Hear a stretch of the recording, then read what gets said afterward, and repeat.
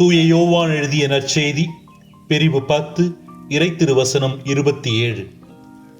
என் ஆடுகள் எனது குரலுக்கு செவிசாய்க்கின்றன, எனக்கும் அவற்றை தெரியும், அவையும் என்னை பின்தொடர்கின்றன.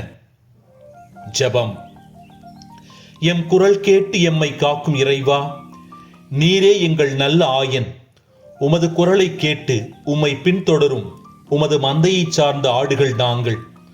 உமது குரலை எங்களது அன்றாட வாழ்நாளில், செயலில், உடன் வருபவர்களிடத்தில், பணியில் சந்திக்கும் மனிதர்களில் கண்டறிந்து செவிசாய்த்து உம்மை பின்தொடர அருள் தாரும். ஆமென்.